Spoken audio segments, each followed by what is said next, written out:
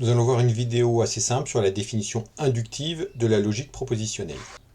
On se donne un ensemble grand X d'éléments x1, x2, alors des fois c'est ABC, etc., qui a un ensemble infini, dénombrable, c'est-à-dire qu'on peut les compter, les énumérer, 1, 2, 3, etc., dont les éléments sont appelés variables. Et on va définir l'ensemble des formules de la logique propositionnelle sur cet ensemble de variables x. On peut en donner une définition inductive, c'est-à-dire une définition inductive, c'est une définition de la syntaxe d'une formule propositionnelle qui est constructive, où on va partir de formules de base et dire comment on construit des formules plus grandes. Donc toujours dans le cadre des définitions inductives, on va dire que c'est le plus petit ensemble qui contient certaines formules de base et qui est stable par certaines compositions, ici union, etc., etc. Donc les formules de base, c'est quoi? Il y a le faux, qu'on écrit souvent comme ça, alors il peut y avoir d'autres syntaxes, d'autres façons de l'écrire selon les cours, le vrai, comme ça, et les variables de l'ensemble X. Donc tout ça, c'est des variables propositionnées. Et ensuite, comment on construit des formules? On part de ça et on fait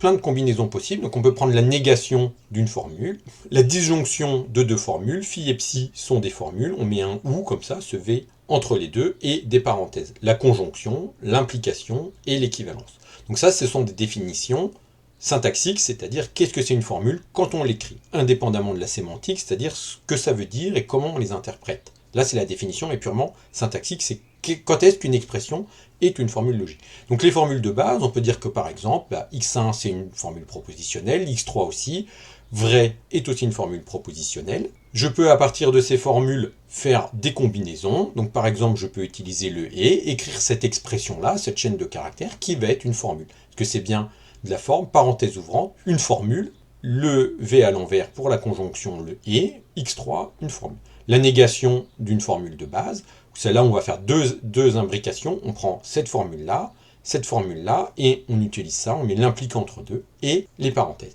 Donc tout ce qu'on peut construire comme ça, à partir des formules de base, c'est ça qu'on appelle une formule de la logique propositionnelle. Alors parfois, on limite les opérateurs, ici j'ai mis les plus classiques, parfois on va en enlever, on peut éventuellement en rajouter, ça dépend des définitions. Alors attention, par exemple, quand on assure des définitions comme ça, syntaxiques strictes, si je prends x1 ou x2, stricto sensus, ça n'est pas une formule, parce qu'il manque les parenthèses. C'est-à-dire que les règles syntaxiques disent on met des parenthèses. De même, si je mets x1 ou x2 ou x3 avec des parenthèses, ça n'est pas une formule propositionnelle avec cette définition. Parce que pour les formules propositionnelles, on peut bien mettre un ou, mais il faut mettre la parenthèse entre les deux formules.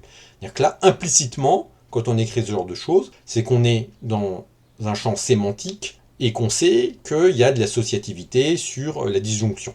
Donc évidemment, quand on écrit des formules, il y a des facilités d'écriture. On va en général omettre les parenthèses les plus extérieures. Et parfois, quand on fait des clauses, etc., du SAT, etc., on va avoir des écritures qui, implicitement, vont utiliser l'associativité, parfois la commutativité, pour que ce soit beaucoup plus lisible et pas parenthésé partout. Mais en fait, quand on écrit cette formule-là, ça pourrait être parenthésé après le x2 ou avant le x2, et c'est deux formules syntaxiquement différentes.